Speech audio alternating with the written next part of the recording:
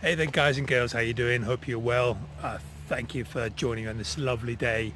I'm Dan Ashendorf, and today I want to tell you about something that a lot of people find to be a problem. They find that it really sabotages their business. And before I tell you what it is, I'm just going to give you a bit of an anecdote. So, go on Facebook and you'll see a whole bunch of stories about people having their accounts shut down. So their PayPal accounts are shut down, uh, their autoresponder accounts are shut down. Usually it happens to be Aweber because they're a bit more accommodating with marketers, which means that they take a whole bunch of people on. You can actually import your list as well with Aweber. They ask not as much, not as many questions as some of the other autoresponders do. You see that, you see Facebook banning people. It's that thing of suspension. So a lot of people get their accounts suspended, and of course it's very important when you're a marketer. By definition, you need to get the message out to as many people as possible, and you kind of rely on the tools of the trade, but also people like Google. You know, Google might delist you, YouTube might suspend you, and so on. I think you get the picture. So what happens is that a lot of marketers have their wings clipped, and rightly so. They are worried about it. They don't know how to continue their business. Sorry, let me just get rid of that little, don't know if you've seen that little message there. They're worried about it. They're thinking about giving up the business. If you've had your PayPal shut down, if you've had your YouTube shut down, you had your autoresponder shut down, that's a bit of a, it's almost like getting a slap in the face. And a lot of people just are completely derailed by that, and rightly so. And I want to tell you, I mean, I'm not the biggest of authority on this. I'm not an expert. I haven't written any books. I don't have a YouTube channel that's dedicated to overcoming suspensions or anything. But I just want to give you my 2 cents, because I think there is a common thread here. And I'm going to give you a few examples, and then we'll kind of get onto that. But before we do this, and I'm going to be talking about mindset for just a moment, because it's quite interesting. You get people who've, for example, lost their PayPal and they give up. And you get other people who have lost their PayPal and they just find a way through. They just do, you know, they just find a solution through. They either get another PayPal, and don't get me wrong, this is not easy, because, for example, if PayPal suspends you, they disallow you from having any other accounts. They really drill down into the IP. They look at, I don't know how they do it. They use very sophisticated technology to know that you're the same person, even if you give them a different name and use a different laptop. They would know that you are the same person. I don't know how they do it. So if they give you, for example, a lifetime ban, then that could be very serious. But you do find people who manage to bounce from that. They don't let that sort of problem overcome them. They just manage to bounce, and they manage to run their business just in a different way. Either they don't use PayPal, or I don't know, they just find a way forward with this. So this is what I wanted to say about mindset, is that some people will always find a way forward. You know, what might seem almost like an insurmountable problem, they will find a way to overcome it. And I salute these people. I think this is what you need in business anyway, because you're always going to have hurdles to cross. But leaving that aside, let's talk about this problem of suspension and why a lot of people self-sabotage themselves.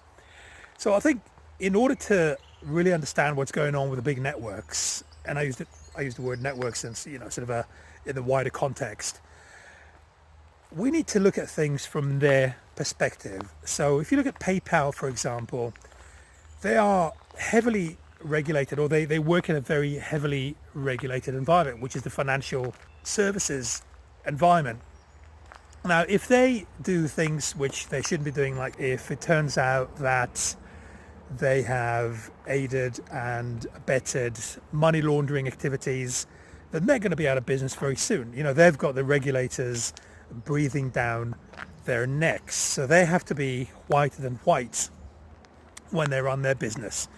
Now, how would, you know, this issue of money laundering, I mean, obviously that's pretty extreme, and marketers aren't by definition money launderers. But for example, if you have a huge amount of transactions, which is something you have in a launch environment, then clearly some eyebrows might be raised, and they could get a little bit they could start questioning you about your business practices, because there's this kind of deluge of money coming in. You're looking at about maybe $20,000 a day or something like that, suddenly thousands of transactions. Clearly that's going to raise an eyebrow. But leaving that aside, for example, I'm just using PayPal as an example here. Leaving that aside, if you were to, for example, make very bold statements about making money online, so things like push this button here and you are going to be making $300 a day, it's going to take no effort, you need no skills, this software is going to make you rich. So if you promise things which aren't realistic. Now, PayPal might have their own opinions about this, but the bottom line is that the financial regulatory authority, really depending on which country you're in the UK here, we've got I think it's called the FSA. You've got the SEC, I think, in the US, and different countries have their own different regulatory bodies. But if it turns out there's a lot of complaints of dissatisfied customers that go to these regulatory bodies, and they are going to complain about the transactions that took place on PayPal, then ultimately PayPal is going to be shut down. So a lot of people feel that, and again, I'm just using PayPal as an example here, a lot of people feel that PayPal is this kind of bad organization that shuts people down with no reason and holds their money, etc., etc. But I think to really understand and really to avoid, more importantly, these sort of issues, is we need to look at things from their perspective, which is essentially regulatory and self-preservation.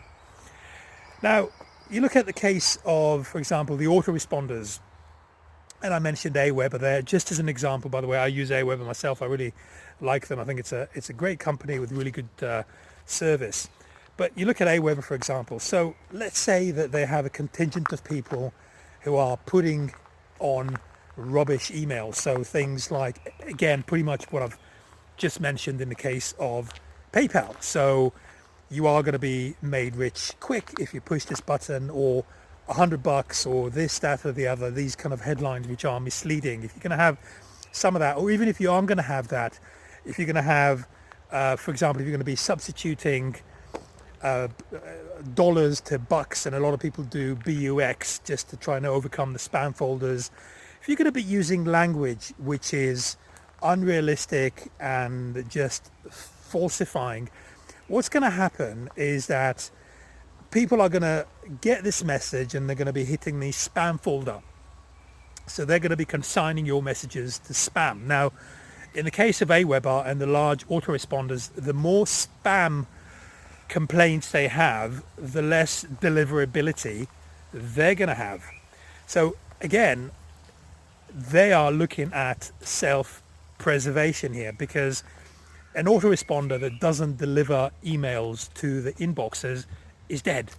And these companies are multi-million dollars organizations. They're large, they're successful, and they don't need that contingent of people who are putting forward this scammy, misleading messages. Now, a lot of marketers think that the world owes them a living.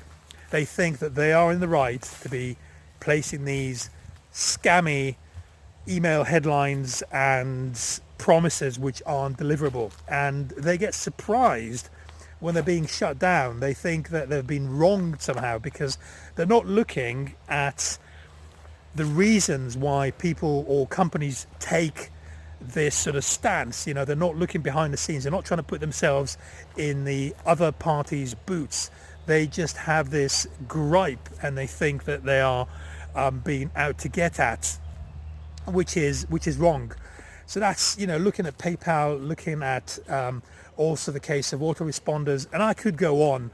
As I said, I don't know the ins and outs of every case. I imagine that there would be some clerical errors here and there. There could be maybe someone who's just started on the job. He's looking at, he's got some metrics to sort of tick. I'm not saying that there aren't things that fall in between the cracks and they might be unjust.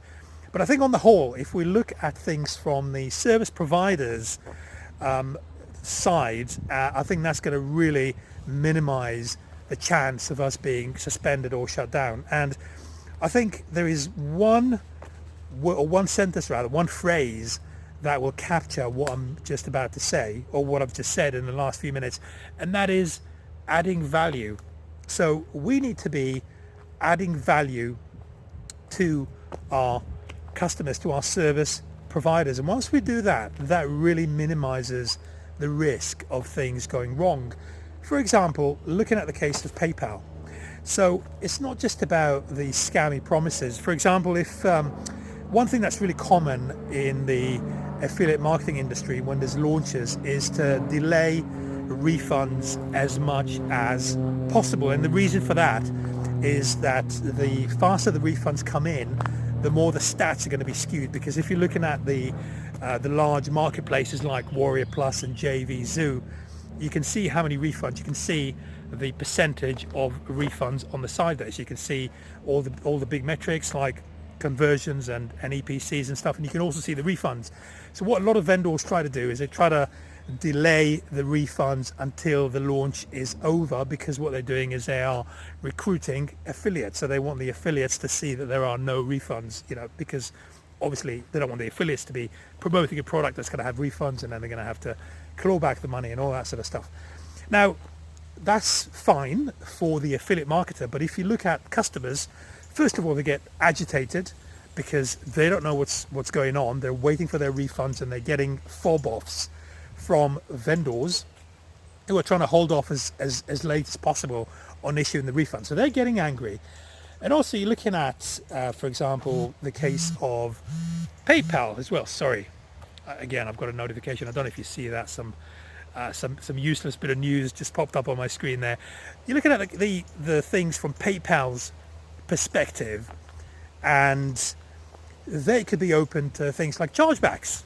Now, I don't know how the financial industry works, but I imagine that the more chargebacks there are with banks, the more their business model is going to be at risk, because, as we said before, there are people behind the scenes that control this industry. So chargebacking continuously and giving bad customer service and having complaints and people going to the SEC and the FSA and the Ombudsman and all these sort of bodies about an organization like PayPal or a Payoneer or a Stripe or any of them, that just makes their business model that much more tenuous. So what they're doing is they are protecting themselves.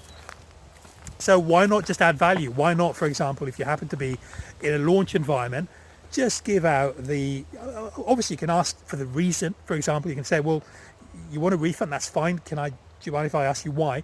But if the guy gives you a reason, you just issue the refund. You don't hold off for another 2 weeks until the launch finishes just because you want to massage your metrics. That's not right. And it goes back to this area of adding value. It's the same with pretty much anything. It's the same with Facebook. If all you're going to be doing is spamming and tagging, eventually you are going to get your account suspended. If all you're going to be doing is you're going to be coming out with scammy apps that are trying to suck out information that you shouldn't be having on Facebook or any of the other social media networks, you are going to have your account suspended. The question is, what's in it for them? I mean, we all know what's in it for us.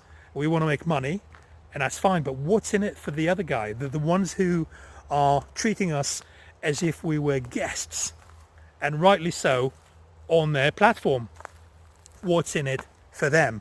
Because we are, and I think, again, moving away from the value add side of it, we are ultimately guests. We are their guests. It's Google and Facebook and Reddit and Pinterest and everyone else and Aweber. Of course, some of them we pay subscription, and that's fine. And with PayPal, we pay them whatever it is, a percentage of every transaction. But ultimately, they are giving us the right to use their platform, and it's got to be a win for them as well as a win for us. It can't just be a win for us and a loss for them. And I think that is, in a nutshell, the way that we should be looking at it. And as I said, I don't think it's entirely foolproof. I think things do fall between the cracks, and there are problems, and you do get bad people working everywhere, and you are going to have cases of things going wrong, etc. And so that's never going to be fixed. But that's the same with any organization. That's the same with airlines and hotels and beer breweries and any sort of company that works with people. You are going to have problems. But I think on the whole, if we think about adding value, not just taking, not just selling, but adding value, can we educate? Can we enlighten? Can we show people? Can we change lives? I'd like to think, in my sort of naive way, that this is really going to extremely minimize the incidences of having that sort of problem, having suspensions, having closures, having bad feeling and bad blood between marketers and the various organizations that enable marketers to reach out to the wider market. So that's really the takeaway from me today, guys. I don't know if you are doing this already. You might think this is complete hogwash, but I just wanted to share my 2 cents with you because I always love doing that, and I love speaking to you guys and get some really, really good feedback. And I do hope to change a few lives if I could. That would be really, really good for me. Let me know, guys. Leave me some comments here in the just below the video. If you like what I talk about, do subscribe to my channel. I do these sort of broadcasts regularly, and I look forward to speaking to you at the next one. So this is Dan Ashendorf signing out from a beautifully sunny Watford, UK. Take care, guys. All the best. Bye bye.